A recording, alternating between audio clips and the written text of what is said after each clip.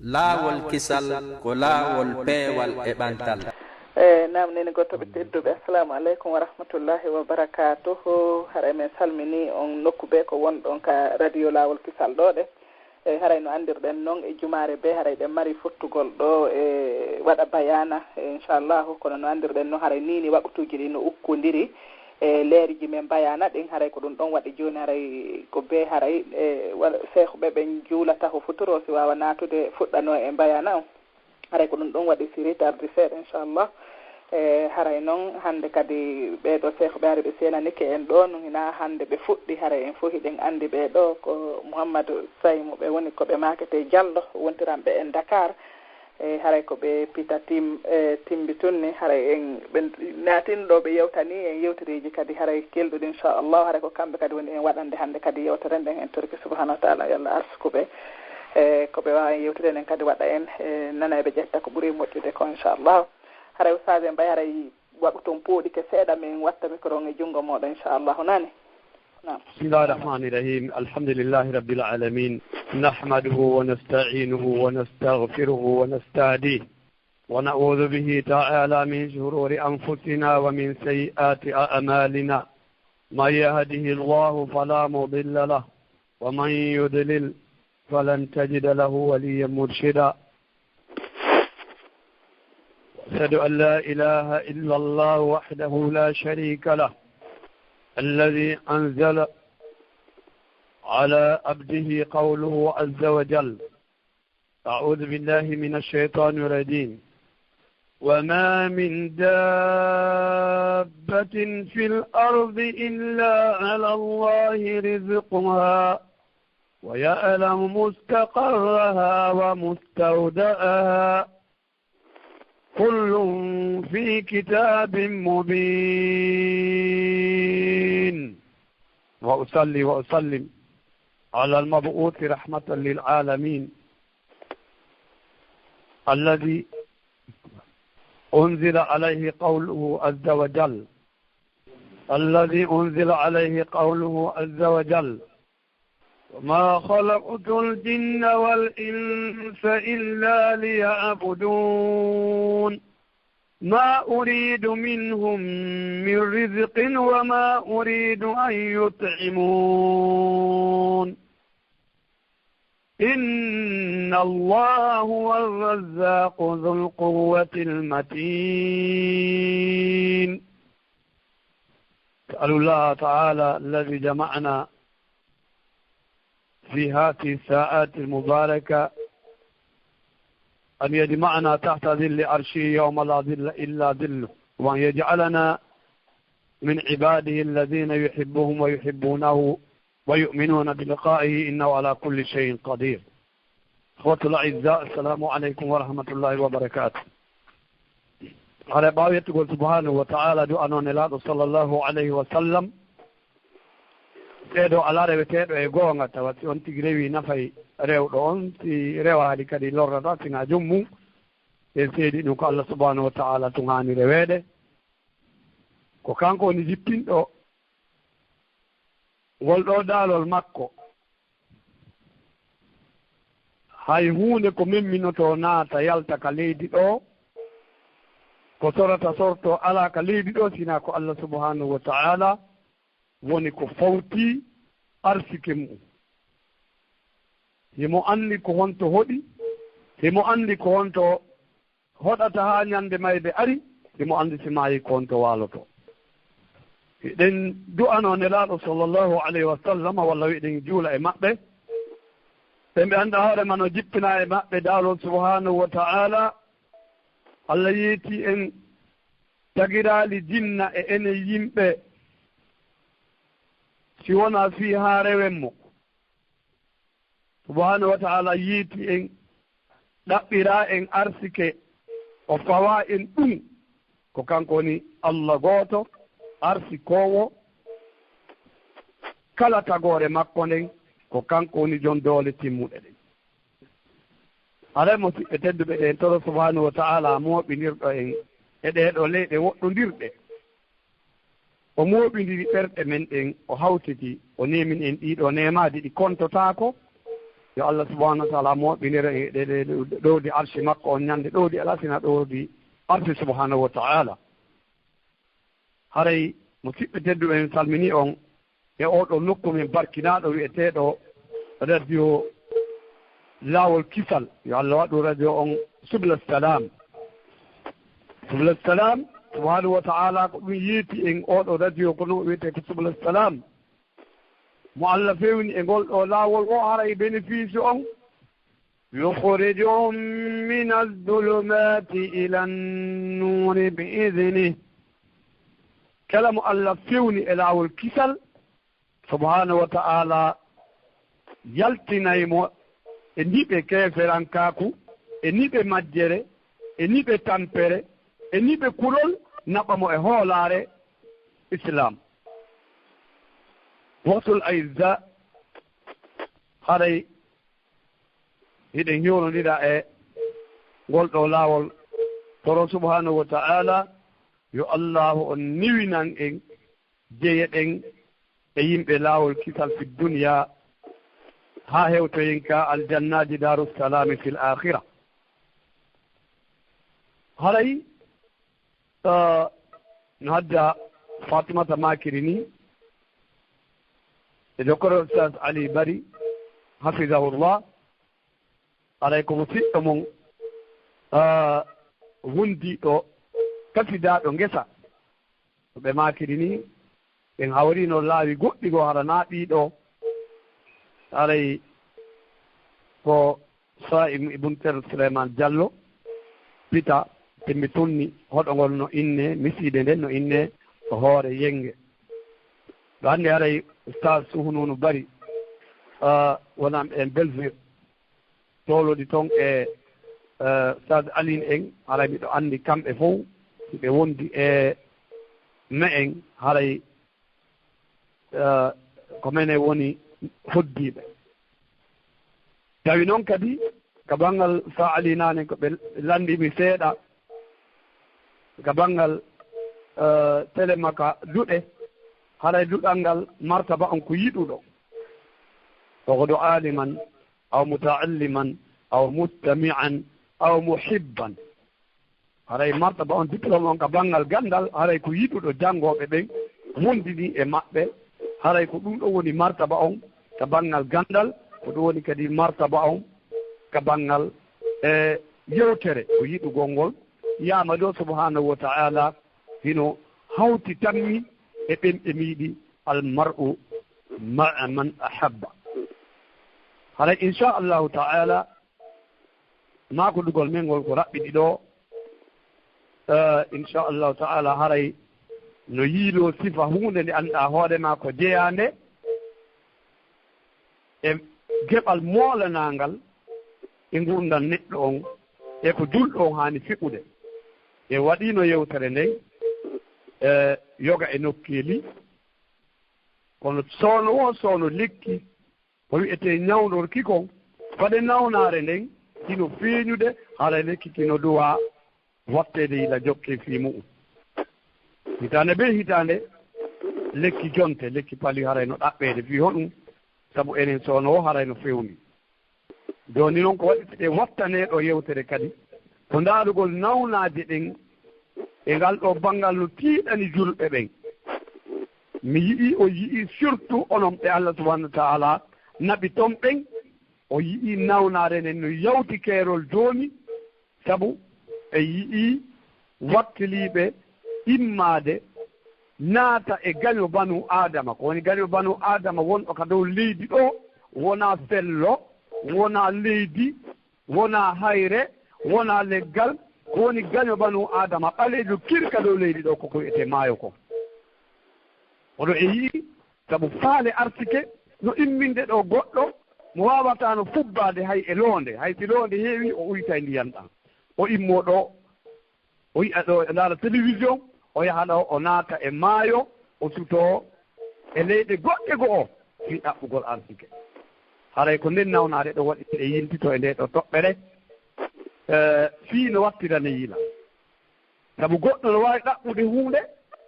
si o hawrinaaka hara naa ko ɗaɓɓinde ɗon nde woni hara ko nokkugo فدون كرم أقول جودن حامد اللساب وماكي piiji nayi en ɗaɓɓiɗi nokkeeli nayi woopuɗen ka ɗaɓɓeteeɗon taynaaɗon ɗiwol en ɗaɓɓii ngalu e jawdi tawi ngalu naa e jawdi woni ko e yonndinaare a yonndiniri ko Allah okko maa ko haray ko a alɗuɗo ɗaɓɓuɗen fowtaare e heewugol ngalu tawi ɗum ɗon ko wonata fowtaare ko wonata ko e fanɗugol jawdi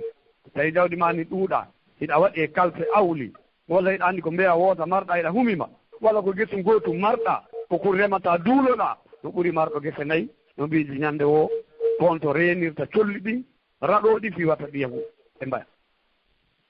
o maaki en ɗaɓɓi mbelenduru ko wi'ete dakamme kon e neema welɗo e ɓornateeri tawi naa ɗon woni mbelenduru fof ko woni ko e ɓanndu selluru sabuna mo sella haray alaa hay huunde ko kipi ki wonaa fiino e hoddiro Allah e no o ndikkira ɗum du ala woni haala kam haadi o e toɓɓere men nde wonɗen ɗo nen nokku seediiɗo ko wol yewteten gon o Hamidou Lassane o maaki en ɗaɓɓi arsike on ka leydi ga tawi noon arsike on koko kam woni subhanahu wa taala yeeti en wa fi samai rizqukum wa ma tu'adun arsike mon on e ko fodana ɗon kon fof koko kam woni wona ka leydi ga idan haray toɓɓere men yewtere men nden inchallahu taala e ɗiɗo waktuji men raɓɓiɗuɗi mi toɗi en subhanahu wa taala yo ɗuɗɗinan en ɗi no o mariri noon kanko subhanahu wa taala yawmal qiyama haray ko fii oɗo arsike mo wona ɗo e ɗaɓɓeede ko honno oɗo heɓorta sikki ala o heɓoto ko watul izza sikki ala wata goɗɗo waɗu e haqqille mum o heɓata arsike wata goɗɗo waɗu e haqqille mum o maaya e arsike makko timmaali wata goɗɗo waɗu e haqqille mum ko goɗɗo goo ñaamata arsike makko mo o duwa heɓude on ɗum wawata wonde subhanahu wa taala festino ɗum ɗon o sendi o waɗani gooto fof ko haani heɓude kon hummunteji ɗin hendi geɓal mum ñooƴi ɗin hendi geɓal mum tolli ɗin hendi geɓal mum enen banu adama ɓe Allah teddini ɓen tawi subhanahu wa taala waɗi arsike ɗiɗo piidi bus to e junngo mo rewata haaɗi heen ɗo donc haray ɗum ɗo inchallahu taala min duwa wattande yiɗa moƴƴa annda ko wonɗen e tappade ɗo kon haray ko hunde nde anndanɗaa hoore ma e waawi faamude ko nde geɓal moolanangal e nder ngundan e julɗo on nde anndanɗaa hoore ma neɗɗo on si o ndaaraali ɗum ɗon o wattaniilano ɗaɓɓiɗi o hutondira e arsikowo o ŋaagata o hutondira e diyaaɓe Allah subhanahu wa taala ɓe anndanɗaa hoore ma kadi hiɓe e fii hunde nden hotel izza mustami'i ya alkiram hono hettiɓe aɗan tedduɓe annasu fi talabi rizqe aqsamu فمنهم من يظن أن الرزق يحصل بترك بعض الواجبات والعبادات كطلب العلم أو الصلاة في الجماعة ومنهم من يظن أن الرزق يحصل بالهم وطول الأمل والحرص والشح ومنهم من يظن أنه يحصل الرزق بجمع المال بدون التفات من الحلال أو الحرام يعني الحلال عنده ما حل في يده وبعض يضيق صدره ويعبس وجهه ويظهر عليه الحزن إذا لم يجد مراده وأما الموفق فهو الذي علم أن الرزق بيد الله تعالى وهو يرزق من يشاء بغير حساب وأطاعه في طلبه وأجمل في كسبه وسلك طرق تيسير الحصول على الرزق كما بينه الرزاق تعالى haray no siɓɓe tedduɓe wondude amen e laawol kisal ɗon attay haqqe haray ko ndiyan ɗam woni ko ƴawi ga seeɗa ko ɗum menen ɗon ɗon ko ɗum ko ga hunde nden ko ga nde mankiri wona teɗe mon ton haray hiɗen yilto wiɗen fi ɗaɓɓugol arsike oɗo mo annduɗen tawi hannde hay gooto o suuɗaki ɗum ɗon hino ɗaɓɓeede yo Allah hawri ndin en eno ɗaɓɓirte noon heɓen arsike on no newori Allah waɗana en ko wi'ete ko pula kon hara ko arsike me en sabu heewi hannde mooɓooɓe hara na kamɓe jeyi ko kamɓe mooɓata kono haara arsike on ko woɓɓe goo jeyi wonaa kamɓe laawol kisal woɓɓe goo wona kamɓe donc haɗay noon wiide yimɓe ɗen e ɗaɓɓugol oɗo arsike ɓe waɗi pecce koɓe pecce yani koɓe jamaaji no woodi e maɓɓe sikkuɓe arsike on ko heɓorta no sikka heeɓi arsike mo Allah hoddirani ɗum o wo si o atti ɗon tigi atti ko Allah subahanahu wa taala fawimo kon e dewe wono ɗaɓɓugol gandal woɓɓe tino ɗaɓɓude mbuuɗi ɓe wiya ɓe janngata a nanay on tigi no ɓirrito wi amen jokkuɗo komin jokki ko jogiɗo koye place hoye amen ɗo anndi on ɗon o faami ko o jokki kon o wawata janngude ɗon alqur'an o wawata janngude ɗon sunna nde laaɗo o wawata janngude ɗon o faama diina makko donc oɗo jogiiɗo nde ɗo annde ino woodi e ɗaɓɓoɓe arsike ɓen no woodi ɓe annda hoore ma no faami mo hino ɗaɓɓude arsike hay juulugol julde kanko haray o wawata heɓude ɗum sabu ɗaɓɓugol arsike o imo jogii golle ɗe annda hoore ma ɓe jaɓata o juula allahu akbar o jaɓata juulande ɓe wawata o jawata juulande arsikowo on te juulugol waɗa ɗum fewnu mum koko jeeya e ko niwinanta neɗɗo heɓugol arsike makko ko ɗum subhanahu wa taala yeeti e suratu maryama e annabajo makko goɗɗon wa'mur ahlaka bisalati wastabir alayha la nas'aluka rizqan nahnu narzuquka subhanahu wa taala yeetiki en nabi ismaila haray tigi tigi on yamir juulu yamira ɓeygure ma nden ɓe ñiiɓa e julde wakkiloɗa niiɓa e julde nden min landakima arsike nami amen fawi arsike o haray oɗo sifa e oɗo sifa ɗum ɗo no woodi e woɓɓe ɓen si ɓe ɗaɓɓude arsike ɓe juulata waɓɓude fewnu mum ɓe jokkata enɗan hino woodi e yimɓe ɓe sikkol arsike no heɓorta ko annde e miijo e juutugol yela tawi ko wono faala siɗa jogii ligge ka heɓata 100 000 a yii ɗimmo ma janngo o yihimo yoɓe 120 000 hakkille ma kin iwi e yettugol Allah subahanahu wa taala ko okkuma ligge ka heɓata 100 000 ɗon a woni yiɗuɗo lerɗan ɗo faalaɗo heɓu ko omo 120 000 heɓiɗa a miijitaki no woodi ɓe ala e heɓude ko heɓuɗa kon a miijitaki no woodi ɓe ala e heɓude ka dawa an jooni hiɗa yawde ɗum ɗon ɓa a yii ɓurɗoma a ala e ndaarude mo ɓurɗa no woodi woɓɓe ɓe sikka ɗon arsike heɓorta no woodi woɓɓe ɓe sikka arsike ko heɓorta ko wuddugol tama haa satta ko Allah arsiki ɗum kon sinaati ka junngo ko yottamu hara yaltata kono si tawi ko woni toon ko yaltaali goɗɗum kadi naatata sabu naadowo ka duuɗe on woni subahanahu wa taala arsikowo on himo foti tawima Allah on jonni si Allah subahanahu wa taala lontinana on no woodi faamuɓe kañum si neɗɗo wonaali wudduɗo o heɓata no woodi e yimɓe ɓe wonɓe ɗaɓɓude ɓe faami jawdi koyo heɓo tun non ndi heɓori wo si tawi ndi heɓike ndaarata ko ka dagi ndaarata ko ka harmi kañum dal no konti ko dagi kon ka mu'um koko ari ka juuɗe o haray dagike ko harmi kon ko heɓaali kon kanko on woɓɓe ko noon faamiri si tawima Allah a yii on tigi tawi himo yeeyi o marfinaali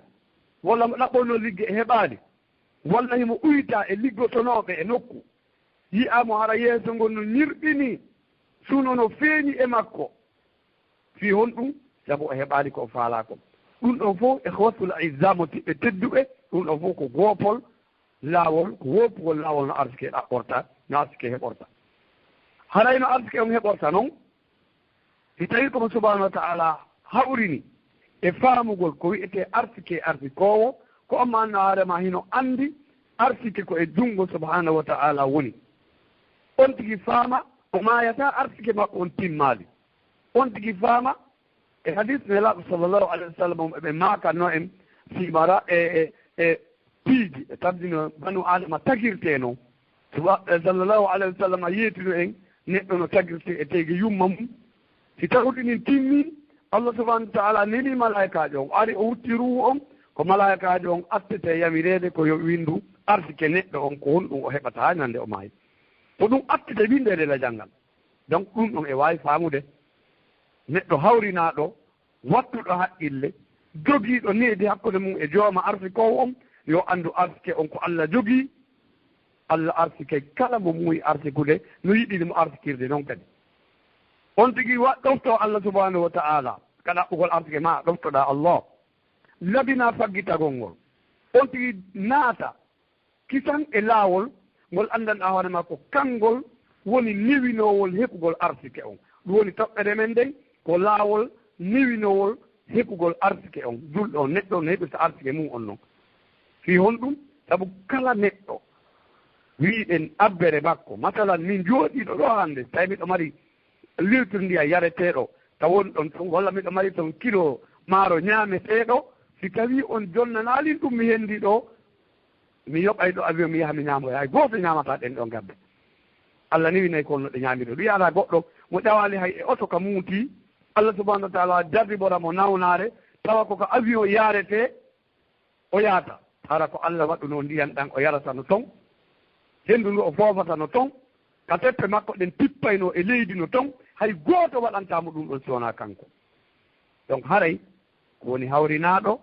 no siɓɓe tedduɓe ko on annduɗo ko ni subhanahu wa taala waɗiri arsike on yo Allah subhanahu wa taala niwinan en no ɗum ɗo wonira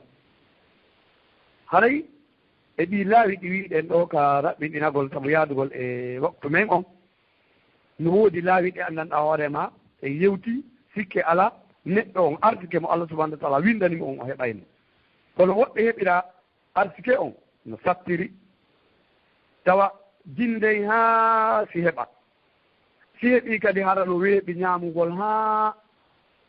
woɓɓe heɓa tawa ko tawi ñaami ko heɓi ɗon ko wo seeɗita kadi woɓɓe jinda haa kono en tant que dow no wuuri no heɓude yeru par ce que mo wuuri ma o ñaama haray jooni on ko holno e laawol ko honɗum e laawi on tigi waɗata ɓay arsikugol ngol ko Allah subahanahu wa taala waɗata goɗɗo waawa ɗum waɗande goɗɗo waawa waɗande hoore mum laawol noon no heɓorta noon tawa no newi ɗum ko an neɗɗo on faggitoto eɗon anndi ko e wawata kon fof subhanahu wa taala no fawtani e waɗani en ko wawɗen kon Allah hono anndi hiɓe waawi himo waɗani en haqqille e eɓɓere ko honno waɗirten haa ɗum ɗon eɗen kadi waɗa e yiigoy subhanahu wa taala waɗin ɗum misalji ɓutti alqouranil karim waɗani en misalji ɓutti e on ɗon sifa ndaare wano mariama alayha salam ko jibini isa e jullere tamaro nde alaa dimɗe walla tamaro na ɓennduɗe subahanahu on ko dimmata tamaro e ɗum wattaaki heƴo kono subahanahu wa taala yiiti mariama yo o memminki o waɗa ko o waawi kon Allah wawɗo kala hunde on futtinanamo tamaro ɓennduɗe ɗum ko hollugol en awa arsi on ko memminanagol kono noon ko holno memminorte haray ko adi kon ko alqouranil karim yeetoto en ko holno heɓirten arsike men on hara no newi hara sattaali hara on tigi mettaali haa ngula ƴetti wootere jippi ñaami den ɗon meppa kadi yani hino mango hi maaki mettuki ƴawde yi'a mango no ɓenndi ƴawa haa hewtoya dow tetta wootere jippoɗa ñaamande haa gasi nanga mango hi kadi ƴawa ɗikoy watta yila wata ɗin ɗon wonde noon yaafoɗo wonde mi yewtida e goreɓe yahooɓe nokkeeli muuti ɗiɗi na noon onon Allah no walli on so no meɗe yiide iwde keɓe ka mon ton kono nokkeeli go no woodi mi yewtida e woɓɓe no ita noon ɓe yaha ɓe wona haa ɓe ara ɓe wona a sikkasi ɓe arti hara ɓe hewtidi fe sabu mbiɓe seeni ɗaɓɓere neeɓi ɓe ara ɓe wona lewru lebbi ɗiɗi hara cuuɗi goo hay ɓe sotta liggidi sakko ɓe waalo ɓe doga kadi ɓe hoota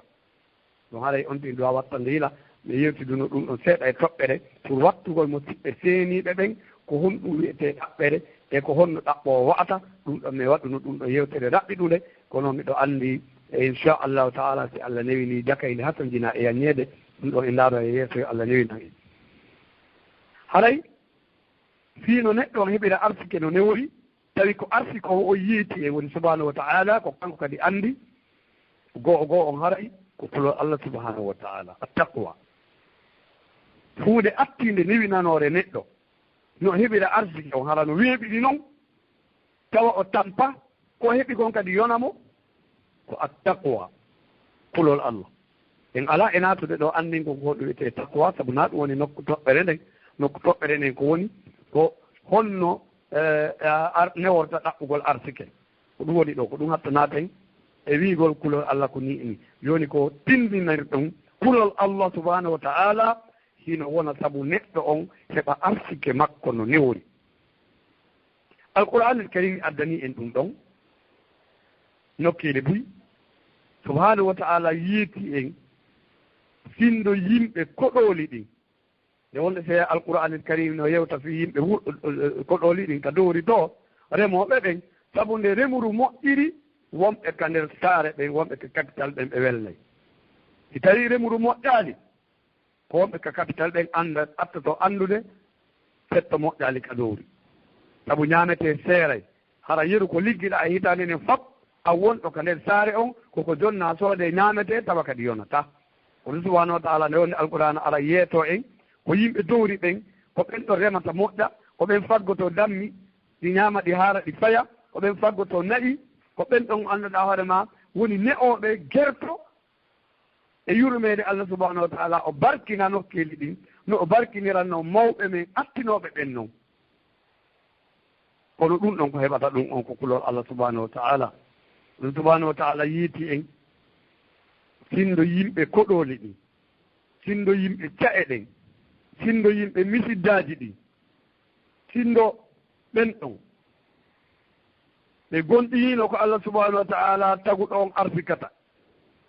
ɓe hulii Allah ɓe ɗaɓɓirii arsike on no duwiraa noon remowo on setto araali o attiti janngugol alqur'an setto araali o atti juuloyde ka juulirde sabu himo ñalli tampude setto araali o watti lince o yehi ka juulirde setto araali o ronki jokkude enɗan dabbaali tawi ko kanko moƴƴiraa o weltii ɓay kawtal makko moƴƴiraaka o ɓeydi prix ko o yeeyata kon sindo yimɓe ɓe nguli Allah rentige ɗum ɗon subhanahu wa taala yeetti en udditay barki asaman on Allah yeetaki en nde ko ndiyam ko barki wonki ka asama kan sabu ndiyam no waawi saajude hara barki ɗuuɗaa e mum no woodi nokkele ɗe annda hoore ma ndiyam no saaƴa moƴƴa wayda hitanen fof ndiyam saaƴey e hino huuɗo fecco hino haako hino tanɗi ka yare kono si a yii toon be'um walla baalum walla nakkum a sikka ndi leydi meeɗa saajude ndiyam tawa wala ko tawi gaa ay ɗo baali ñamminteeɗi carton hoy carton hoy feekete uɓɓine seeɗa lamɗan junjeeɗi ñaama kono si a hirtii ɗon gooti o wiyetee ɓellere kon fayru kon ko ittata e majjin kon a hirta e baali jeenayi ka ndiyan saaƴata to ɗi ñaama huɗo ɗi ñaama haako ɗi yara haɗa heɓaari wa nden ɗon ɓellere no woodi ko waɗi ko barakaasi ɗaɓɓa wonaa ndiyan ɗuuɗuɗam wonaa puɗiriiji ɗuuɗuɗi kadi naa gese foññe ɗuuɗuɗe gese maaro ɗuuɗuɗe hitaande ɓe a rema foññe hitaande ɓe ɗa rema maaro hitaande ɓe ɗa aawa tiga tawa ko sitta rowani edi hikka subhanahu wa taala yeeti yimɓe ɓen yeeti ɓe mene remooɓe ɓen yeeti on onon ɗaɓɓooɓe ɓen yeeti ne'ooɓe dammi ɓen sinno en fof en hawtiti en gonɗini ko allahu on arsikata en ɗaɓɓiriino dagori en dépensii ka dagi en ɗaɓɓanii fou en huli Allah subhanahu wa ta'ala en hasbi hoore men aduna ɗo atti en hasbeede subhanahu wa ta'ala ƴettani e garantiti ɗum waɗi o udditana en barkiiji ɗin ka asaman o udditana en barkiiji ɗin ka leydi subhanahu wa ta'ala wi kono noon yimɓe ɓe yeddu ɗum ɗo ɓe yeddi golɗingol Allah arsikowo on ɓe yeddi kulol Allah e ɗaɓɓere arsike on subhanahu wa ta'ala on tuma o daalu tum min nanngitiri ɓe ko ɓe faggitii kon a nani Allah da yeeta wi aali mi waɗani ɓe ɗum ɗo min nanngitiri ɓe ko ɓe faggitii kon koɓe faggiti hoɗe haa ɓe nannga subhanahu wa ta'ala wi'e ولو أن أهل القرى آمنوا واتقوا لفتحنا عليهم بركات من السماء والأرض ولكن كذبوا فأخذناهم بما كانوا يكسبون سبحانه وتعالى يدي كلنا بيدي بفني gonga on ɓe yeddi gonɗinal ɓe yeddi arsikowo on ɓe fawi e arsike on ɓe fawi e place on ɓe yeddi patron gongaji on subhanahu wa ta'ala nanngitiri ɓe ko ɓe faggiti ɗon hakkunde maɓɓe e makko kon tala mo koɓe ɓe alqur'ana jippino feenu mum tawi nelaaɗo sallllahu alayhi wa alihi wa sallam no jonni ɓe diplôme ji faamugol ɗe ayeje wano o wi'ete patron wi'eteeɗo abdoullahi bune abbas radiallahu anhuma mo annduɗon andumi jara ɓe naata e konngol ɗi maɓɓe taw o maaki ko Allah daali ɗo findo ɓe gonɗirino ɓe jaɗino ɓe waɗi ko watte kon la fatahna alayhim ay la wassa'na alayhim alkhayra wa yassarnahu lahum min kulli janib findo ɓe gonɗinino ɓe huuli Allah sayna Abdoullah ibn Abbas o maaki Allah daali min yannanayno ɓe moƴƴere nden min yannanayno ɓe arsike on min newinana ɓe heɓugol moƴƴere arsike kala kadi ka woni hoddol aidanare kono noon Allah daali kono noon ɓe fenni ɗum ɗon oɗo no fawi e golle mum ɗen oɗo seɓi wi'a ko barki mum okki ɗum wi'ama heɓali no foofi hottol aizza Allah daali nangitiri yimɓe ɓen ko ɓe woni e faggitade kon joni tawa ay doguɗo ɗaɓɓoye arsike o doga basal si o heɓoyi kadi o ronka andude ka o artira ya subhana rabbi basal waɗimo o heɓoyi o ronki andude ka o artira eno o artira الرازي أماكي بركات السماء بالمطر وبركات الأرض بالنبات والثمار وكثرة المواشي وحصول الأمن والسلامة فقر رازي أماكي في أورو آية كوني بركي ديني كأسمان نان الله ذلك بركي دي نان ديان كون ديان سائلو دان تاوكو بركين دان نايو دان سائلتون دا ودا ديده دا ودا جومبه فود هارako mumunteji ñamata maaro e foñe sawta tawa ko deeli ɓuri tiga fuɗa tawa ko poɓo ko poosi on ɓuri ɗuuɗude toon o maaki ko ɗum wiyete barkiiji ɗin ka asamane ko ndiyan barkiiji ɗin ka leydi koko fuɗata toon kon e ɓiɓɓe leɗɗe ɗen e heewgol dawle seppooje tawa dawle wiyete almawasi woni nayi e dammi tawa ɗum no ɗuuɗi laawol kisal hottol aidda miɗo faalayo e yaadu e konngol kala mo ko oɗo razi ka gaynidoru ɗo o maaki kadi e heɓugol hoolaare e kisal allahu akbar tawat ka leydi si a ɗaɓɓi si a faala ko ɓogorore wotere sokirta allahu akbar no woɗi nokkeeli ɗi annduɗen si tawima Allah on tigi a yii no soki place on a sikkay oɗo na artowo ɗon e nden ɗon hitaande ara janngo ko ɗon o dawata o soka haa kanko tigi o yejjita ko taadi jijeeɗi o jogii yaha goɗɗo si o heɓi muuɗi haray mo aani ko wonno o waɗata ɗi koyo o jogoɗi o hoolaare alaa e jogogol mi annda so tawi yehi haa tawi hoolaare alaa e maralngol hoore maa ko marɗaa kon ko wonto hoolaare woni an neɗɗo a heɓi yaa a yehi haa heɓi dawdi tawi a hoolaaki maralngol hoore maa tawa a fina e 3 heures du matin ullita keesum maako ƴetta 500 000 okka goɗɗo tawa a wawata wadde ɗum ko ma wona janngo yaha ndaara si ɓeya jaɓa jonnitude ma ɗi marɗa ɗin ɗum lewano menen gal ɗo feddi ɗin ɗuuɗi ɗini yaha e teɗen affaire hettatako ala hettatako tenen ko feet talata grève no waɗi ha joni no mbuuɗi ma ɗi no soki ɗo ala hay ko dunkiɗa haajo ma walla nafa siɗɗo ma dillo so lel amni wassalama honto hoolare nden kono noon honto kadi kisal ngal sa ƴetti a wiya maruka ma ɗum ɗon kisal ala fet mi innalema ƴettugol mbuuɗi ɗi kono aray ko fittandu ma ndu woni tiginde mbuuɗi ɗi si andama tun ɗa jogii allahu akbar waɗi mi woola ɗo goɗɗo no ka yeetimi ka marata mbuuɗi waɗi mi woola ɗo ko watta taw busɗo heeɗi ɓe nana ɓe anda ɗon kadi no mare ɓay ko henndu ni sina ɗum wallahi mi wowlayno si mi wowlino kadi kono mi ŋalɓirno no ŋalɓirton eyo banu adama no an ha hewta ɗon an ha hewta margol mbuuɗi ka o yeetimi himo mara ɗon ɓay ko kanko wowli kono mi wolata goɓɓe kadi anda ɗum ɗon no mare kono mbine ñamelal ngal ɗi donc ɗum ɗon ko subahanahu wa taala yiiti en kulol Allah ngol waɗanayi neɗɗon barki makko barki e faggitagol makko ngol siko remowo siko aawowo siko faggotoɗo jawle siko ɗaɓɓowo ka saare subahanahu wa taala addanayi ɓe barki arsike on newo on tuwaye Allah waɗake ɗum ɗon subahanahu wa taala yiiti e nokku goo mo huɗi Allah waɗanaymo fiyake makko on fo kala ka o naati waɗanaymo yaltirgal ɗon anni e kotol izza tenti onon ɓe Allah newinini seeni yo Allah subahanahu wa taala waɗu arsike mon e nokkeli ɗin artira on te o wattani ila ɗaɓɓugol yaltirgal no ɓuri edi ɗaɓɓugol naatirgal yewta e musidɓe nannin tun ko tama kala kono noon ko tindinoore kadi ɓe wiya torane men Allah de men kay men heɓa visa ɓe wina visa ɗum torete koko arata ɓaawa visa on ko nafoore nde visa tigi tigi nafata ko nafoore visa ɗaɓɓete sabu kala mo yiiɗa no ɗaɓɓa golle ko pular wayi noon na golle o ɗaɓɓata koko arata ɓaawa golle ɗen kon de maana ko yoɓeede nden o ɗaɓɓata golle metta hedde ko heɓugol ko heɓoto ɓaawa golle ɗen feƴƴi sabu ɗum ɗon nafa e gollunoɗo on de maana heɓugol golle ko nafi ko tawi ɗe fowtinte ɓaawo nde golluɗa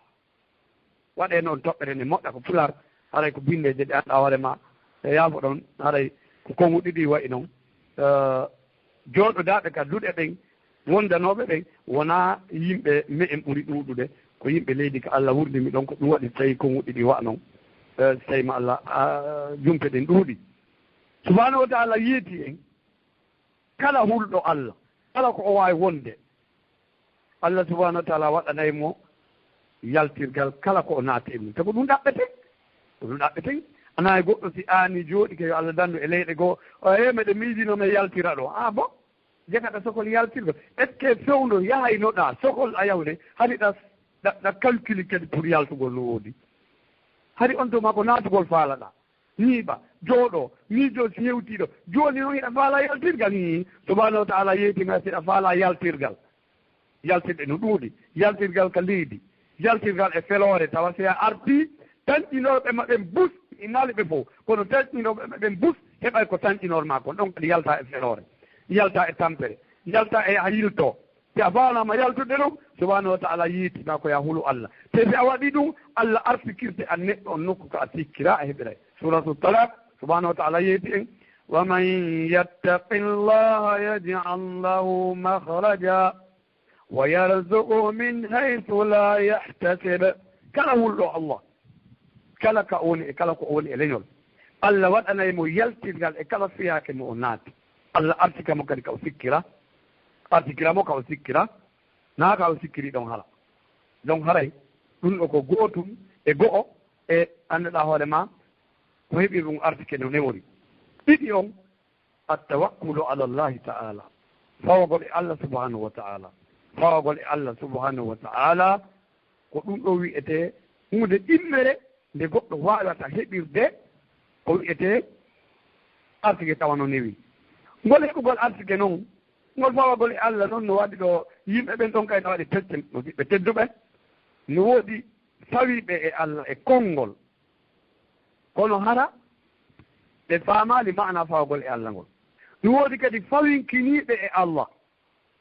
tawana ɗum woni fawagol e Allah on no woodi ɗon fawiɓe e Allah subhanahu wa ta'ala e laawol no duwirano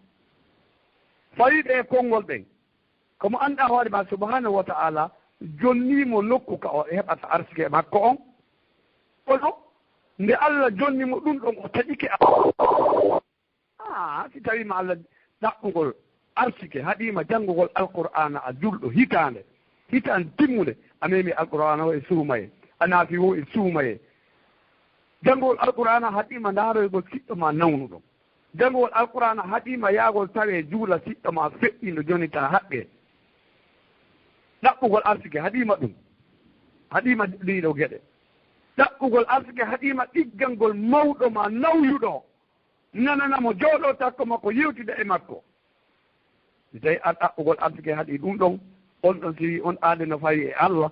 haray koye a nunnamo wayno ni ɗon haande haala juutata kono an ɓayɗa mari hakkillande ona e Allah fawi koye ɗaɓɓere nden woɓɓe no ɗon woɓɓe ɗen kadi ɗen ɗon kadi ko fawinkiniiɓe wiiɗo gollata huunde Allah ko ardi ko si Allah no hoddiri on tigi heɓay no jooɗi tun gollata on ɗon ko fawinkiniiɗo wi'a no fawi e Allah subhanahu wa taala ɗo anni Omar radiallahu anhu ko sifa ɓen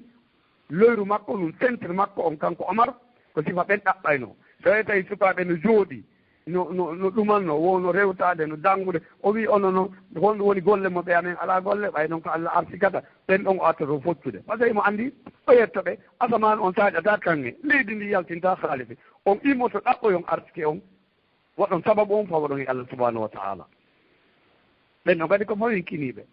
ay ko arnoɗo ka nelaɗo sallllahu alayhi wa sallam woni ka juulide o jippi ka ngelo ba o naati o juuli darɗi ɗo salmini nelaɗo make ene ko an ari joni o wi nelaɗo make a humi ngeloba ma o wi ya rasulallah ɗo gasi ɗo ade no fawi ɗo e allah mon ɓayde ko moƴƴere woni ɗo ka juulide ni nelaɗo make ya humaba ha gasa fawɗa e allah an si tawi ko gonga ɗa fawi e allahu on a ɗaɓɓay sababu ko honno fawa ɗaɓɓa place ɗaɓɓa marchandise jooɗoɗa ere aretene ɗen on tuma ko gonga hiɗa fawi ɗon e allah si ere yoni nden ɗawarema kadi ko jonnitugol haqqe e allah janngugol alquran duulugol waɓutu waɗugol ko heɓirta moƴƴere lahira ɗen on tuma ɗon kadi immoɗa yaha waɗoya ɗum ɗon ko ɗum woni fawol e allah ngol joni fawi ɗo e allah gonga on ko on wonɗi omo sifiɗen ɗo hino jonnita hino liggoo himo anndi sababuji ɗin ko kanko waɗata kono tigi tigi himo anndi artike on ko allah okkata wona kanko jonnata hoore makko wona wakkilare makko wona ƴoyre makko wona faale makko ko jonnatamo ko allah subhanahu wa ta'ala ñande goɗɗo sikki kono wakkilori heɓire o kanko e allah ɗe haɗay ayi karuna joginoɗo jawdi ha o inni konngol ko min anndi no heɓiri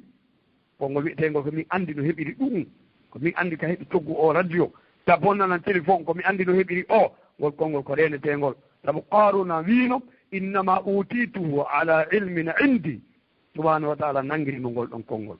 haray neɗɗo no woodi ko duwa kaw fiidide wowlugol amiijo to haala ɗon ɗum ɗo ko hakkol ma e joomama mala ka windata hara on tigi waɗali goɗɗi ɗi fawgol e allah subhanahu wa taala kono imam al-ghazali rahimahullahu taala matiri noon fawgol e allah ko ɗum woni ƴettugol ɓernde nde fawa eka tega ɓernde nde waɗa ɓernde nde eka fawiɗa ɗon tun ɗon ɗo laaɓi kala mo kon ɗo raɓɓinɗiɗi tun o yeyte en tun ko wiyete attawakkulu ibara an itimadi l qalbi ala l wakili wahda kadi joni noon an anndi si tawi hiɗa wakkiliɗa fawi koye allah fawiɗa en est ce que wiiduɗen ni nane koye golle maɗen ɗon a wawa ñawde hoorema kasi man nawi rahimahullah o maaki ko wiyete fawagol attawakkul huwa idharu l ajazi wal itibadi ala mutawakkali alayhi koye a hollu an tigi a wawa hunde na an jonni hoorema place na an jonni hoorema cellal na an jonni hoorema haqqille na an jonni hoorema kawral hay hunde a wawa fawaɗa e allah subhanahu wa ta'ala artikowo on subhanahu wa ta'ala ƴettene e garanti yeeti e kadi so a fawi ke allahu on allah yonete an neɗɗo on ومن يتوكل على الله فهو حسبه إن الله بالغ أمره قد جعل الله لكل شيء قدرا سيدنا عمر رضي الله عنه نانيكو ماكي صلى الله عليه وسلم ما كان نوبه kamɓe sahaba ɓurɓe moƴƴude tagore ne ɓaawo nelaɗo ɗen ɓaawo annabaɓen nelaɗo maaki law annakum tawakkaltum ala allahi haqqa tawakkulihi لرزقكم كما ترزق الطير أو كما يرزق الطير تغدو خماسا وتروح بطانا خرج الإمام أحمد والترمذي وابن ماجه صلى الله عليه وسلم ماكي عمر رضي الله عنه وماكي نلال ماكي نانيكو سوف ينو اي الله غونغا فوغول اي الله غونغا ngol woni on ɗum waɗugol sababu on anda ko allah artikata anda ko allah woni artikowo on si a dindi ñalorma a tampi a arti jemma a waalike fowtina ɓanndu ɗum fowtina ɓernde ɗen na miijagol no waɗa janngo kadi ko heɓaymi taw timi heɓata terto ɗum mi arti terto ɗum sena amara o maaki nelaaɗo sallllahu alayhi wa alihi wa sallam maaki son fawino e allah goonga allah artikirayno on no artikirta sonndu aɗa sonndu hayra makko ba no remi kame en allahu akbar no tampi remi setto duuli no ayni sonndu hay so dawata no juulugo subaka kono jooni o dawa wata colo koye attomo toon ñaama colo wiyete koye sere sere so jooɗike e ngesa fonñe men remooɓe fonñe ɓe jommum si ari o annday allah subhanahu wa taala no mari jiyaaɗe ko rewa ɗum hara na kanko wiyetoro subaka ɗum arteɓe to ngesa eyi makko bano immo mi hanki on dawi colli ɗin walla coloyno ɗo si koye aɗigema allahu akbar fotol izza nelaɗo maaki si on faworno e allah no tolli ɗi fawre e allah noon goonga allah artikirayno on no artikirta colli ɗin noon ɗi daway hiɗi weela reedu ndu no takkiti ɗi arta hiɗi haari tew ko ɓuri ngalɗinde lan te kadi ɗi addorta ha hunde andi hiɗi hooli allah artikolɗo ɗi hannde on arti kay ɗi janngo kadi ɗum sendiri no hakkude bano adama e mumunte an a ƴetta e ñaama ardina mara ndano worota e pular a ñaamay hikkino a yeeso mara maralji ɗin e pular ko ɗiɗi e jawdi ko yaa hikkin ɗum a yeeso Allah marane Allah daali ko ɗum ɓuri garanti edi ko maranɗa hoore maako sabu ko woni ko Allah ɗon sumata yoolotaako wujjataake jettataake subhanahu wa taala kono fiye toon wa ma tuqaddimu li anfusikum min khayrin tajiduhu inda allahi huwa khayr wa adamu ajra donc ɗum ɗon nelaaɗo maaki si o wakkilono ko fayno e Allah goonga on ko noon asikirayno on tawi ɗon anndi ɓe maakananoɓe ɗum ɗon anndi no ɓe foti ɗon anndi no ɓe waano ɗon anndi kadi programme ji maɓɓe ɗin hakkunde maɓɓe a yiyayno goɗɗo no towni keriki no soppude leydi ndin fii honɗum fii aawugol tamaroy walla tutugol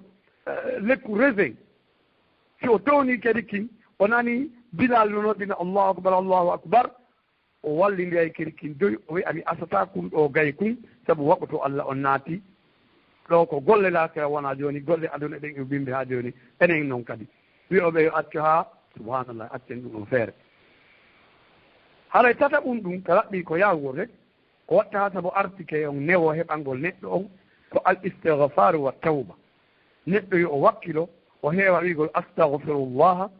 o heewa tuubugol rutto ko Allah subhanahu wa ta'ala hara na ko faamuɗen tuubu buye kon minen kay ɗo si joom bente hewti men tuubay joom bente no woɗɗi dey a jogii laissez passer a jogii en garantie fakkire foofaango ma gon a heddori ha joom bente joom bente no woɗɗi dey walla hitaande men tuubol ɗum wona programme terte on tigo heew tuubugo rutto ko Allah ɗin sino a yi mawɓe men ɓen yo Allah yurme ɓe mo a nanano hiɓe maaka kongo si ɓe du'oto ɓe maakay astahfirullah si tawima Allah ɓe maaki kongo ɗi ɗo ɓe maaka astahfirullah si ɓe toolike ɓe toolata ko ɗo wa minute aji sappo sina goɗɗo wi ton astahfirullah ɓe insinotono ko Allah ko ɗum leemu noyi wooti yonayno hoɗo leemu noyi wooti yonayno hoɗo nawnuɓe ɓe wo ɓikkoy koy wo koɗo feƴƴowo mo habbata ko nafagol o fof naftorayno kinɗum nagge woote ɓeyge yona ɓiɓɓe hoɗo fof ɓe fof ɓe ɓirante ɗon ɓe yara jaañe nagge on yona jaañe nagge yona ko meltire allahu akbar kono jooni ndaare ka fewnda kamɓe ɓe jogino ɗum istigfar subhanahu wa taala yeetike en neɗɗo so tawima Allah o waɗi noon o faala ɗen aduna ɗo kon Allah ɓeydanay en sabu ndiyan ɗan saaɗe si Allah hasorani en moƴƴike eɗen tun en tuubi e ruttige ndiyan saaƴe Allah wi e ndiyan a yeho ka kaariɓe o ɓeydana en jawle o ɓeydana en ɓiɓɓe o wiide ɓiɓɓe ko o yigo yimɓe ɓen joni yo Allah subahana taala dandu on danda men walla dandu men danda on kono tawima Allah e yiltitke toɓɓere hada habaru ma indana minen ga ay goɗɗo joni ko attudoma sowdade ko ene uytugol ngol jibingol no moƴƴi sabu on tigi anda si feƴƴi ɗo ko honno woni royta ɗo ayi a sodanayi ɗum ɗo fof kaye yoɓana ɗum fof école mi wima ko ndela o mari oyama aɗen no mari tato ɓiɓɓe tato no ɗuuɗi hakkude mon e Allah sa goɗɗo miijo uytugol fi article subhanahu wa taala yiiti o ɓeydana on jawle o ɓeydana on ɓiɓɓe o waɗana on gese o waɗana on canɗi tawana ha yoɓon ason woyndu walla aɓon foolal subhanahu wa taala wi en e oɗo hunde e nde ɗo nokkure kono haray ɗo si wonnoɗen ko wiigol astahfirullah tuuba rutto ko Allah ɗum newinana neɗɗo heɓugol arsike makko so jangi suratu nuh subhanahu wa taala yeeti en fillaye ɗum on alayhi salam o yeetiɗo yimɓe makko ɓen yoɓe tuubu ɓe rutto ko Allah ɓe insino ɓe wiya astahfirullah Allah saaƴina ndiyan ɗan no heewiri kadi siko ɓe yimɓe doori ɓen Allah saaƴinirana ɓe ndiyan ɗan jemma ɓe heɓano ɓe dawra ɓe rema siko yimɓe saara ɓen Allah saaƴinirana ɓe ndiyan ɗan jemma ɓe heɓano ɓe dawra ɓe liggoo o yiiti Allah origine waɗana ɓe ndiyan ɗan ɓi a ndiyan koya saaƴi jemma yimɓe ɓe liggoo ñalorma Allahu akbar ko ɗum wiyete oɗo sifa ɗono wo ndiyan ara kono Allah yeetotono ndiyan ɗan yeeɗa waɗir ni koɗɗan jiyaɓe ko Allah yamiri ɗam donc on tuma Allah ɓeydana en dawle ɓeydana en ɓiɓɓe waɗana en gese waɗana en canɗi haray ndiyan heeɓi ke fof timmi seyna Umar radiallahu anhu o makayno aynama yujadu l mau yujadu l maalu kala leydi marni ndiyan sikke ala haray gawdi no nder ton Allah kala leydi marli ndiyam yondi eto ndi welda e jon ndiyam ɗan e jon leydi ndi e jon arsike on pellet ɓiɓɓe mayri heewata yaltude ɗaɓɓoya noppu goo sabu haray arsike no toon kono noon ko honno ko ɗum woni hunde nden sabu ko Allah woni taguɗo ko kanko woni fewnowo holla no heɓorta joni si yimɓe ɓe weldaɗe subhanahu wa taala on tigi ara ha yaaɓa ko hoccayno ko hara yiyata ko misal tu woni ɗum ɗo subhanahu wa taala yeeti en e ɓangal nuhna alayhi salam ɗo o wiino yimɓe makko ɓen insine ka joomam on heewigol astahfirullah tawa kadi ko goonga Allah on tuma saaƴinana on ndiyan ɗan o ɓeydana on jawle o ɓeydana on ɓiɓɓe o waɗana on gese o waɗana on canɗi Allahu akbar فقلت استغفروا ربكم إنه كان غفارا يرسل السماء عليكم مدرارا ويمددكم بأموال وبنين ويجعل لكم جنات ويجعل لكم أنهارا إمام القرطبي أماكي إمام القرطبي أماكي نقوط أرنك الحسن البصري رحمه الله وفي إمام من دي من كأمن كوهوك كدين إنه بيدي كسبتهم مليان أنصار دالي ها حسن البصري يريمو يا أيون هيو إنسان نقا يا هيو أستغفر الله قد أريد من دي تاني فما يهون آدن على إهبو دناني أجاوك الفوماي ها هذا البصري ماكي يا أنكدي هيو مريد أستغفر الله قد أريد إمام من دي ميت أمري صنع لكم الله أسكالي تاو قد ألبي هذا البصري ماكي يا أستغفر الله قد أريد هي من ميتو زوغي زاردين ngesa dem tutiri busta don kono ndiyan an fof ɓeeɗi hikka ɗo on ɗon o yooray hattana ɗo sara wiimo yaawi a astahfirullah on tuma rabi bun subayhi wiimo ɓeeɗo worɓe mo ɓe ari wullitike boton feere e sattele feere e annde mum feere a wi'a ɓe fof maɓɓe yamirɗaɗe ko hunde wootere hattana ɗo sara wiimo kon ɗum faalaɗa a yi'aali nuun ko wi kon fa qultu stahfiru rabbakum إنه كان غفارا يرسل السماء عليكم مدرارا فلا نديان تيساج بين هدي ويمددكم بأموال ولتي باطل هدي وبنين ولتي في هدي ويجعل لكم جنات ولتي في زرد مو هدي ويجعل لكم أنهارا فوق هدي دونك دي بفامرنو آيات القرآن الكريم عبد الله بن عباس رضي الله عنهما وماكي صلى الله عليه وسلم ماكي من أكثر الاستغفار جعل الله له من كل هم فرجا ومن كل ضيق مخرجا ويرزقه من حيث لا يحتسب دناني قال هيو وقو استغفار هيو إنسنادك الله وطنا يمو كلا هم مو همري الله وطنا يمو يادينك كنت ويالتي وقتنو Allah waɗanamo kala ɓittere Allah waɗanaymo yaajede Allah artikiramo ka o sikka e howat siɓɓe tedduɓe haray ɗum ɗo ko hunde tammere e heɓugol artike tawa artike o heɓorayno newori wata on tigi tampu ha haɓa e artikowo on haray hunde nayaɓere nden si heɓugol artike on no newori hoɗol aida annikah la hawla wala quwata cheikh ali sa ali si on yaajike ɓe daroto e nde ɗo toɓɓere miɗo anndi ade fatimaɓe kamɓe jaɓanaylan nden ɗon toɓɓere mi daroda e maɓɓe seeɗa haray si tawima Allah on jaɓi e daroto e nde ɗo toɓɓere seeɗa falten sukaaɓe ɓen ngol laawol seytaade ngol ɓe falori ɗon sonnaɓe ɓen kadi ɓe yaafo ɓe wallito modiɓɓe maɓɓe ɓen sino arsike on ɓeydora الزواج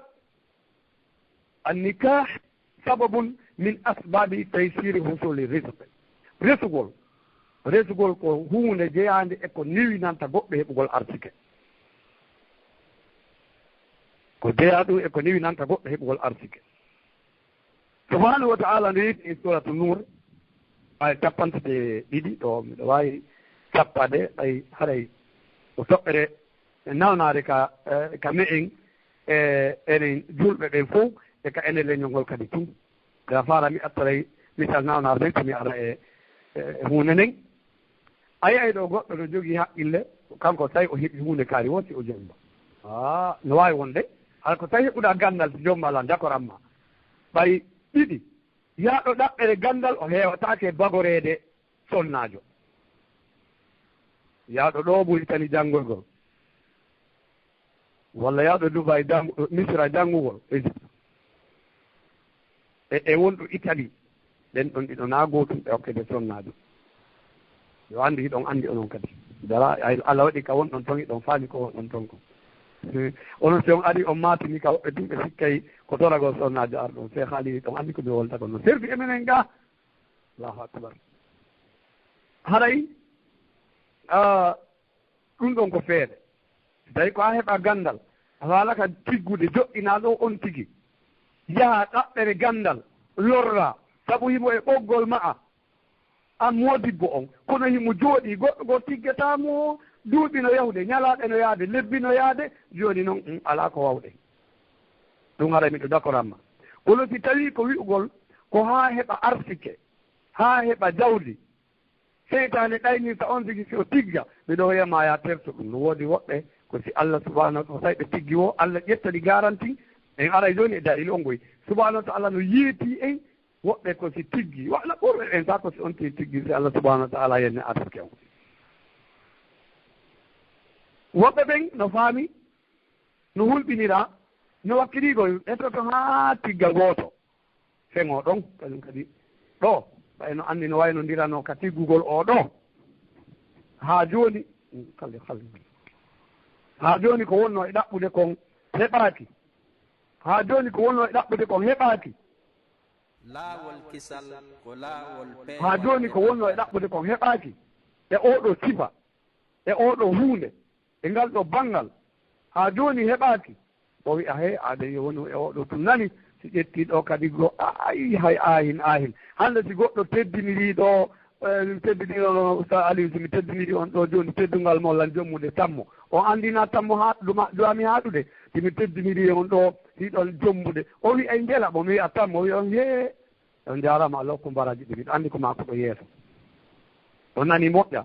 to heɓilan jooni noon oɗo sifa bus e yimɓe ɓen no faami si ɓe jombi haray kamɓe on ɓe alaa e heɓude ko ɓe faala kon oɗo no wi an fuɗɗi suudu ko haa gayna oɗo no wi ako tawi fuɗɗi suudu haa gayni o fuɗɗaaki tawdey oɗo no wi a kañum kadi si yehi haa artoyi waɗa feere on ɗon hiɗe datori waɗa jombo o joɗɗinaɗo o ronka yawde artude ɗum ɗon haray ko pinugol en ɗon haala feere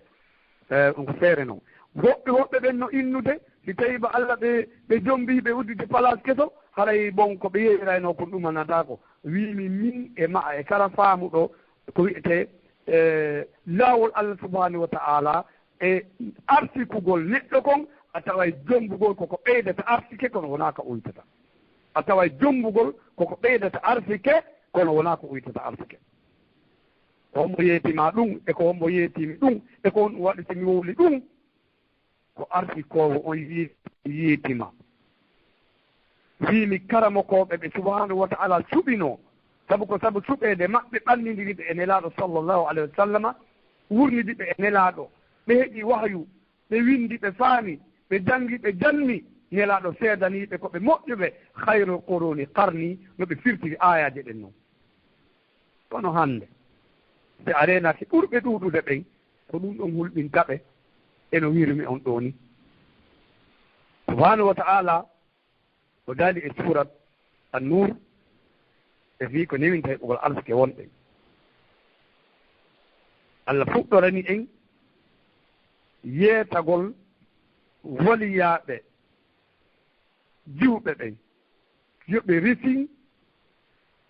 worɓe ɓe resaa ɓen foti ko liggo fewno maccuɓe korɗo wooduno moƴƴuɓe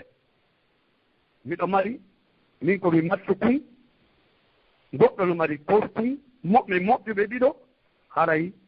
yo waliyu oɗa o resina mum ko zaman wonmi e wolle ko aya on adduno ko ɗum fuɗɗori si tawima Allah koka fewndo men ɗo an hiɗa mari jiwo koto ma no mari sagata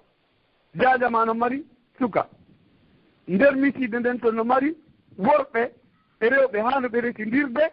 subhanahu wa ta'ala daali si on faala yo hoɗo ngon heɓu dawdi on ƴettay ɓe resaka ɓen okkon ɓe resali ɓen hara ko goonga nano waɗeten non walla nano mi waɗata non tawa yaɗo ɗaɓɓoyi telen ka ɓuri muutade e ka maɓɓe e ɗaɓɓuɗo ka nder hoɗo no fotate fof ko gootum a defay a futay a jaɓɓoto a jaɓɓete a naɓay a nattay ɗum ɗon fof no woodi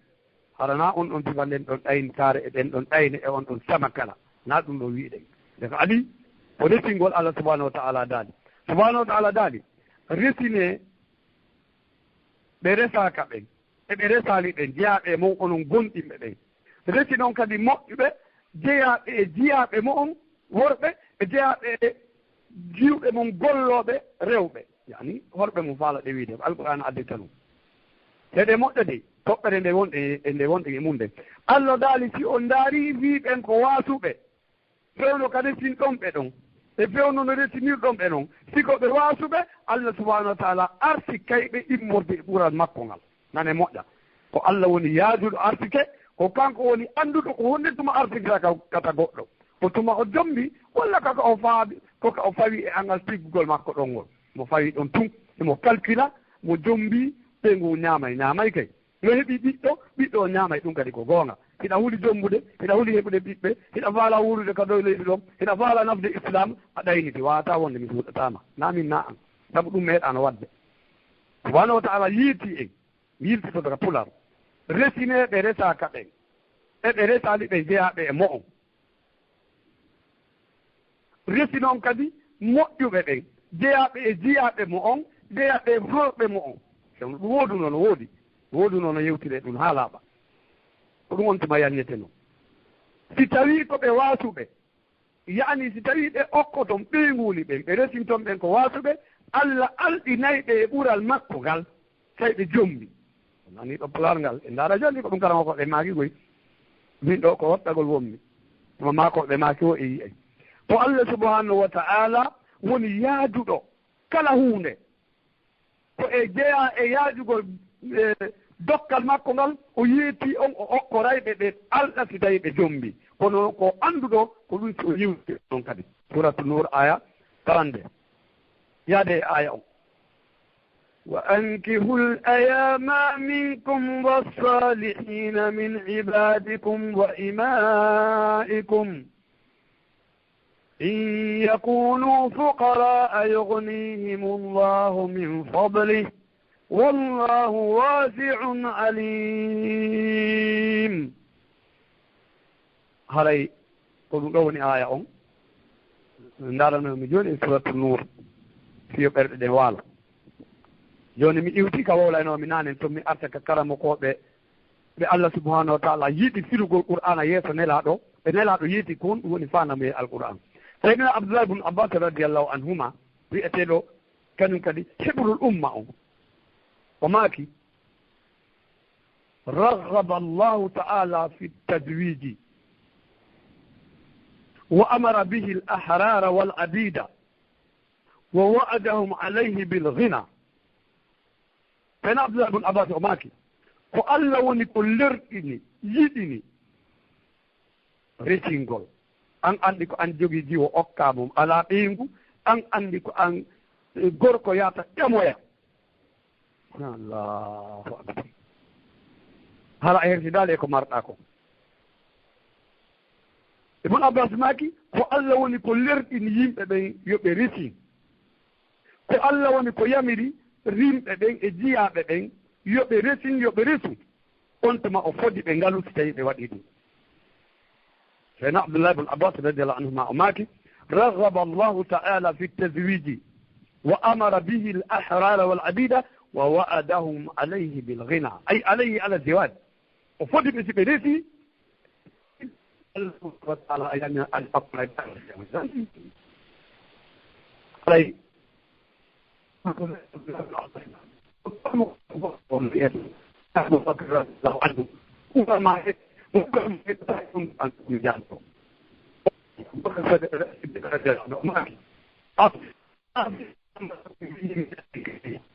ينزل لكم ما وعدكم من الغنى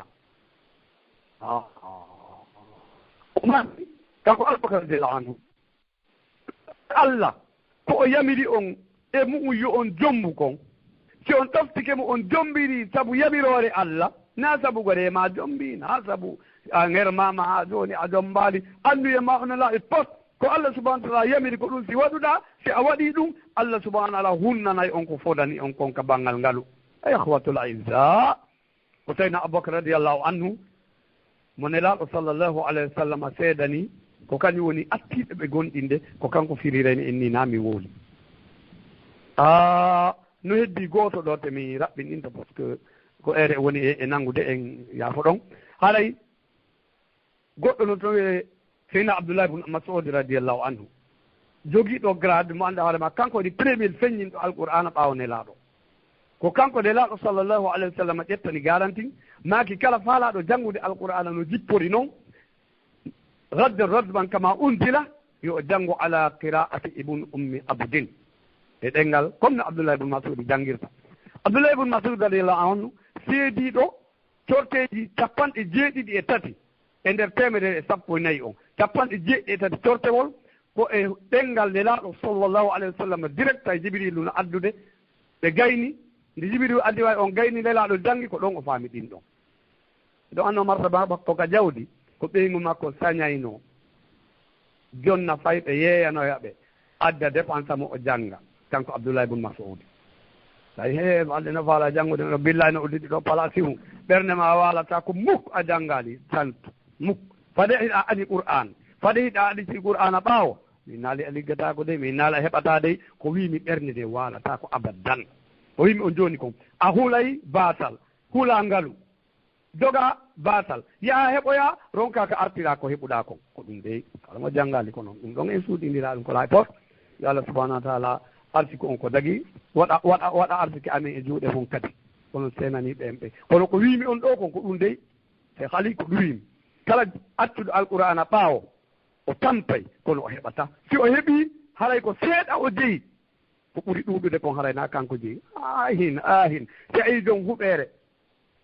yaaɗo wakka Allah naɓi on ton ara moƴƴina galle ha heddo kuuru on ara ka ammimo cuuru huɗo wi a yomi wallumo si arsike on no ɓeydora hara ngol ɗo law si o ari o gaynitude kuuru on mi ko suuduɗo marmi ka Allah enen ɗiɗo hombo ɓuri arsike ko ɗum woni haala kan ɗiɗon seeno ɗon e otowal mol ngal gaaro tawon paɗe iɗan ɗaɓɓi goɗɗum tokkirigoya sengo miɗon seeni yomi ɓeydan on arsike mi pullo fuuta wiiɗo yiɗangol hoore mum na añangol goɗɗo jangay de se jangi e jeeya ko heɓuɗen toon sina ɗum haɗa kañum jeyi en miɗo wolana mo siɓɓe ɓen ɗo yaafo ɗon denndaningal dogiiɗo place haɗo oma janngude haɗay na andi place on ko place on jeyma i seeɗa on haɗay inchallahu taala wiɗen seydna Abdoullahi ibn Mas'ud radiallahu anhu o maako no ñande goo iltamisul ghina fin nikahi koɗi ete memo ɗaɓɓon ngalu ɗaɓɓon jawdi ka jommugol wimi oɗo ko waɗi simi darii ɗo oɗo ko ɓeygu makko sañayno on wono beɗi wono ombirɗe piiji wono waɗi ɗum piiwo jonna pay koye ɓe yeeya ko ɓeygu makko dépensaynomo kanko seydna Abdoulahi ibn Mas'ud himo duɗinade ka lelaɗo sallllahu alayhi wa sallam joni e nder ko joni e duɗinade toon kon ɓeygu makko no dépensude mo himo an o yiiɗo jiwo kawtajo maɓɓe kadi moƴƴuɗo jikku ne aɗo e diina moƴƴuɗo mo mawɓe mum moƴƴi o yahi o e ɓeygu makko miɗo faala jiwo kawtaɗe men kaarijo ɗo ɗum noon ko ɓeygu makko woni mo dépensude mi faala si mi derke ɗo hajja e Cheikh Aliou ya on miijitani ɗo min ɗiɗo konguɗi wolay mi haɗa ɗum ɗon accali e heeɗiɓe ɓen tun on tuma ɓeygu makko wii wallahi mi faalano o yeetade yo on ndaaru si ɓe okkay on ɗon mi waɗana on teŋe miɗo fawti on kadi dépensugol bo haa ñannde on tuma o yahi ɓe okki Ibn Mas'ud wonɗo e jannguɓe on de ka nelaaɗo to ɓe okki mo on ɗon jiwo on ɗon Allah waɗi ari ɓeyngu makko continue dépense gol on ɗo jiwo haa o heɓi ɓiɗɗo jiwo kadi tawi ko ɓeyngu makko woni fawtiɓe kamɓe ɗiɗo rewɓe ɓen e ɓiɓɓe maɓɓe ɓen fof kono ndaare ko Allah yoɓi debbo on kon na fiɓowo poto mum donnani ɗum 100 000 fiɓi bappa mum okki ɗum 200 000 mari wi moodi mum si Allah jaɓi ɓayi a waɗanalin ɗiɗo a memata na noon ɓe wayi hon ɗum Allah subahanahu wa taala yoɓi oɗo debbo Allah no yoɓi mo goɗɗum himo jangni e goɗɗum ha ñande aduna gati ko o woni debbo fuɗɗiɗo donnude moodi mum farilla asakal jawdi mum o yehi ha aya asakal ari tawi joni mono mari o ittayi asakal ko wiyete jakka ko e jawdi o landi o ndaari o tawi ko o mari ɗon kon no timmi o landi moodi makko o wi ene yahe landano ɗon mi nelaɗo si tawi goɗɗo no jonna moodi mum jawdi asakal ha seyno Abdoulaye bum Masudi maki tawi ha landoɗa nelaɗo o wi awa o yehi o landi nelaɗo maki hi no dago ka debbo jonna moodi mum jawdi asakal ko woni noon dagake dow gorko jonna ɓeygu mum par ce que ɓeygu makko ko kanko ino waɗɗimo dépense ugol kono debbo si heeɓi moodi mum ko baato no mari ɗeygure wonde goo no mari droit haray jonnugol no yanana jonnugol moodi mum asakal mum on Allah subahanahu wa taala waɗi ɗum ɗo woniri noon on ɗon o huɗɗi jonnude moodi makko ɗum ɗon haray ko kanko Abdoulaye bin Masudi oɗo o maake hirgol oɗa aya ɗaɓɓe ngalu onon faalaɓe jawdi yo heɓo arsike no newri ɓen ɗaɓɓe ɗum ka resugol seyna Abou Hurayra radiallahu anhu Abou Hurayra o maaki nelaɗo sallallahu alih w sallam o maaki salatatun haqqum ala llahi awnuhum tato no waɗɗi tato Allah waɗɗitike wallugol ɓe ko Allah wallata fof kono ɓeeɗo tato Allah no hirtini Allah yi seyna Abdoulaye bum lalala Abou Hurayra radiallahu anhu o maaki nelaɗo maaki yimɓe tato Allah ƴetti fawtike wallugol ɓe wiɓen tagore ni fof ko Allah walli ɗum kono ɓeeɗo tato Allah hirtimɓe nelaɗo maaki no jeeha eɓen tato oɗo mo wonɗen ɗo joni mo andanɗa hoorema annakihu yuridul asasa resuɗo tawi annuye on ko nefinagol e waggol zina faale heɓugol sonnaɓe dagiɓe faale heɓugol ɓiɓɓe dagiɓe faale ɗuɗɗingol umma mofte nelaɗo sallllahu alayhi wa sallam ono ƴettuɗen e tatoɓe ɓe saabu ko woni programme men on haɗa musidɓe tedduɓe wonɗo ɓe amen e radio lawol kisal ɗum ɗo ko seeɗa ko tan on waktuji men ɗi woni ko ni fewnori no natoriɗi moƴƴa mbiɗo anndi onon toon niƴƴi moƴƴa men ga kadi no woodi ɓe juulani gueeƴe ene woodi musidɓe kadi toloduɓe ɗo e no en heeɗi en wondi e men ɗo haɗay miɗo weltanao musidɓe tedduɓe ɗo no oustaz Aliou Bari manɗa hoorema Allah subahanahu wa taala waɗa e jokkiniri en ɗo ɗo weltano hajja Fatimata kadi ko Allah subahanahu wa taala waɗi ɓe toon min miɗo ngalɗi miɗo welti miɗo yetti Allah e leñol ngol wono e yontere janngo ɗiɗi wonnuɓe wonduro en ka laawol ɓantal islam France ɓen ko sonnaɓe hajja Aissatu e hajja Houseynatu ko ɓen ɗo wonno e jokkodirde e musidɗo men miñirawo men Mouhammad Ɓoye Diallo hoore yenge ko kamɓe wonno ko noddimi ka radio ton yontere janngo ɗiɗi miɗo welti tawi ko sonnaɓe ɗum ɗon kadi ko sonnaɓe hajja Houseynatu e hajja Aissa wonno toon miɗo weltori hajja Salimatu wona ɓe Amérique wonɓe e nodduderan e radio no ɓe Alfirdaus ɓen ɗon kadi ko sonnaɓe e asawi feƴƴuɗo hajja en yiytinolan si programme ko ɓe waɗi kon ka leydi men toon ɓe wakki ɓe okkiteren kamɓe ɓen ɗon sonnaɓe ɓe waɗi fondement tawi ko ka waɗete 5e étage ka ɓiɓɓe men jangga ɗum ɗon ko nafoore molanade haɗa miɗo sori subahanahu wa taala yo Allah on ko ɓuri moƴƴude e joddi o yi onon ɓeeɗo ɓe heeɓi ko heɓoto kon saabu ko onon heeɓi ko nafata kon tawima Allah ko kaali tun addorɗon ɗo no gasa addoron e otowal walla otoje hara mi yahaali e maggal ɗin e waaɓe no mi ha ñande mi feƴƴini no gasa addoron haalis ala Allah waɗaali arsikan e junngo mom kono ndeɗo moƴƴere nde waɗɗon sabu addallu ala hayri ka fa'ilihi waɗɗon sabu konngol an nani e musidɓe tedduɓe du'antoɓe lamɓe mi tori yo du'anon kawral du'anomi tabintinede du'anomi moƴƴina sikki on koɓe sikki kon haray ɗum ɗo ala ko mbiɗo ɓamtina toragol subahanahu wa taala artikuɗo on yo ɓeyɗan on artike o yande mo noon e dennaningal nafoɓen Umar radiallahu anhu o makayno Allah waɗu jawle ɗen e juuɗe nafoɓe ɓen sabu tiɗen heeɓi fof heɓay wonno ɗiɗo la jooɗiɗi wonɗon e wadde ɗo nani no mo siɓɓe ɓen ɗiɗo konguɗi jokkidiɗon en no leyɗe ɗe woɗɗodiri ni e yiidaali taw gite yo Allah subahanahu hollidiri en haray tigi tigi on meɗe weltani o meɗe weltani mo siɓɓe heɗitiiɓe ɓen kono wirunomi on ka fuɗɗode noon tun aray mi jonnuni on inde nden e inde hoɗo ngon mi jonniti on kadi martaba on ka gandal ko yiɗuɗo hiɗon anndi ko heɓiiɓe labinta yewtere ko ɗum si Allah manti heɓiiɓe ɓen وبشر عبادي الذين يستمعون القول فيتبعون أحسنه أولئك الذين هداهم الله وأولئك هم أولو الألباب هاي يافينو e karamokoɓe ɓen woni geɗalɓe sonnaɓe ɓe woni karamokoɓe ɓen hina wonde ko ɓiƴonirwol e maɓɓe e feeren on wiya ƴette toɓɓere na ɗum dey koyoɓe anndu tun kamɓe kadi so ɓe ala ɗo no woodi wawɓe lontade alay miɗo tori subahanahu wa taala ustad ali Allah subahana ɗuɗɗina e sukaɓe waaɓe no waaɗon tawa si on seeni keɓɓe leyɗe tanƴinaaɗe ko woɓɓe jeyi tawi ko Allah jeyi leydi ndin ko kanko rontintani kala mo o yiɗi waɗa noon e sifa ɗum ɗo ɓeɗe weltori on ɗum ɗo ɓuri so goɗɗugo kadi min nanno miɗo sori o yette Allah subahanahu wa taala e kala wonɗo lan e nande hawtide yetten Allah foɗuɗo ɓeydaari mino wawno wonde haɗa ko goɗɗugo kadi min wonno e nannirde on e nokkeli ɗin sirti kadi woɗɗondirama on tigi hewata yiɗude e siɗɗo mum ko ɗum sowno sowno miɗo wiya sukaaɓe ɓen goto fof kun safiral li wasanika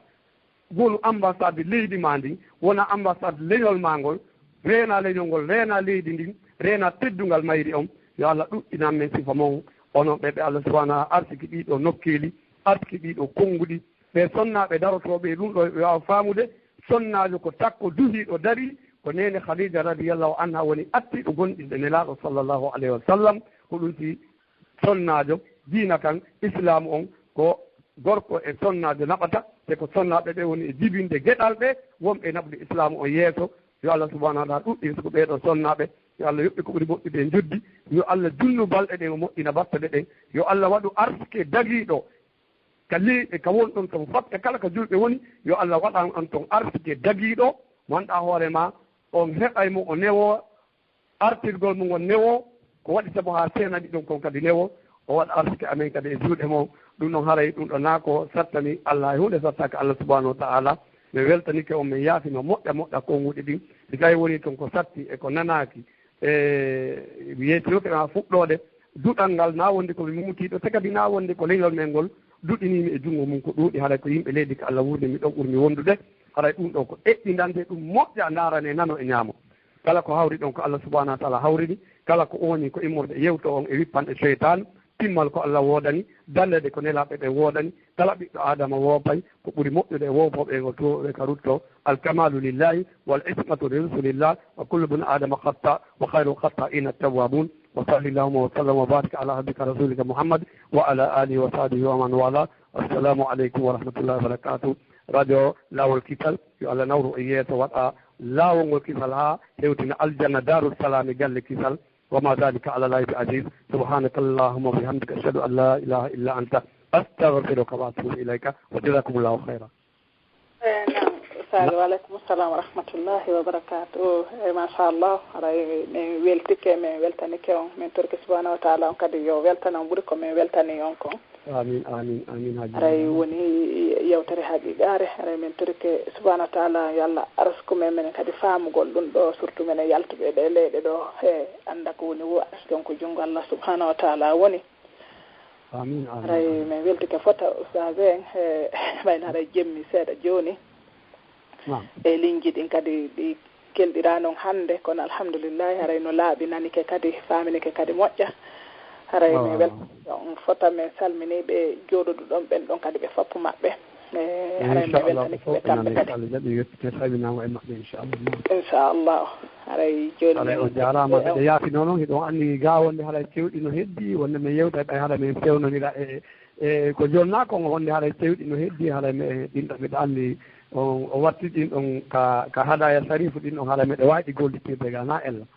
na problème saje haray koye goto ko gonga mbiɗa anndi wona yallah jaɓi haray koye goto inchallah nani jarama barka boy yallah yoɓon ko ɓuuri moƴƴude haray miɗo salmina cheikh ali ɓe meɗe mari mo gore ɓe wonɓe kaɓe woni ɗon oustad sununu bari jaga haray ko ɓe woni amiru on ka ɗon haray si ɓe faalama jokkodirde amen nde wonde ɓe jokkodira e maɓɓe haray hattami jonnaɓe kadi oɗo numéro mo wonɓe e yewtide ɗo haray ɓe faalaɓe jokkodirde an o yoɓe jokkodire on ɗon woni 00 21 77 837 40 48. Naam. 00 221 77 837 40 48 on ɗon haray ɓuretemi humpodide ɓe sowno o oya numéro ɗa haray sowno o no noddede oɗo haray on jonnanaylan heddiɓe men on jarama inchallahu saade mode machallah on jarama mi weltike fota noon mi weltike fota yo Allah yobbon ko ɓuure moƴƴude ara min salmini ɓe ngure nden fof ara en humpodiri si Allah olan ɗon jaɓinani inchallah assalamu aleykum wa rahmatullahi wa barakatuh way hunde hay so on findinime jeema si tawima Allah ganto ɗuuɗa e yo Allah dalɗum si woɓɓe ɗi gandu ɓay banu adama ko heɓoju gasa ko jeema findi ɗomɓe on wonata ko anda ko ɓen accirtani kadi yolde ala ko heeɗe Allah jaɓini awa si Allah jaɓi inchallah on maafu ɗon haray on heɓulaki walla tawa mi heɓulaki mais ala ko futkoji min jogirto e ɗum ɗo saabu ko wolugol geyru ko anndi kon haaɗa ɗon nam ko noon woniri inchallah on jarama modi machallah yo Allah yoɓɓon ko ɓuuri e moƴƴude amin ok assalamu aleykum wa rahmatullahi wa barakatuh wa aleykum salam wa rahmatullahi wa barakatuh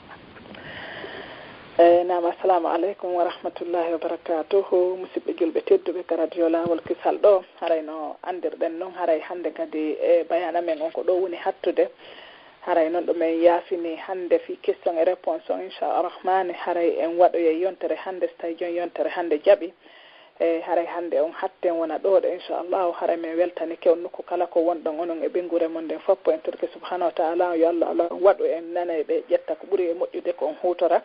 en turki rabbuli baade on kadi yo Allah subhanahu wa taala yoɓu ɓeɗo sehuɓe men ko ɓuuri e moƴƴude accituɓe e koɓe jokki kon fof e hino ndiyanno arde e ɓengure maɓɓe fof ɓe jooɗi ha jemmi ɗo ɓe wawi en waɗande nde ɗo yewtere en turki subhanahu wa taala yo Allah waɗanɓe kamandake maɓɓe ñande woni e jawde e ɓiɗɗo nafata inchallahu nene gotoɓe tedduɓe haray ɗen wawi visitoyde men kadi ka YouTube inchallahu haray bayanaji no heewi toon e façon ji ɗin fof inchallah haray ka Facebook kadi haray ɗo men habbi on toon kadi bisimillahi haray kadi ka Telegram lawol kisal fi sonnaɓe hisuɓe haray kala nene gotoɓe faalaɓe tawtude men ka groupe aji nder toon inchallahu haray ɗon wawi andinde men min wawa on wattorde nder toon haray darsuji kadi no heewi nder toon e piiji buy activité ji no toon kadi haray ka duɗal kadi lawol kisal fi sonnaɓe e fi du'iɓe hisuɓe ɓen kadi ɗon kadi haray kala faalaɗo participude mo wawi waɗude men heɗo mo wawi mo windande ka Facebook ma ɗum haray ka ɗuma ka Facebook ma ɗum ka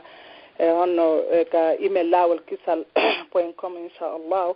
e haray kala kadi faalaɓe tawtude men e activité ji fuɗɗaɗe ɗin Afrique ka meɗen Guinée ka meɗen no andirɗen noon haray ɗen fuɗɗi projet ji buyit kadi toon haray ɓen ɗon kadi no wawi tawtude en inchallahu wawen wallidirde wawen wallitade musidɓe men ɓen ka meɗen e no andirɗen noon haray e no woodi buy haton jimɓe balle ka meɗen Guinée haray enen kadi Allah waɗi saabu enen en ari gaɗe haray na wakkilare meɗen addi en gaɗe haray kamɓe kadi hina wonde ko angal wakkilare maɓɓe acciɓe toon ɗe ɓe ga eɗen wawi wallitade wonɓe ɓen toon inchallah haray ɗo min habbi on foppu moɗon inchallah kala e numéro on haray ko 0044 79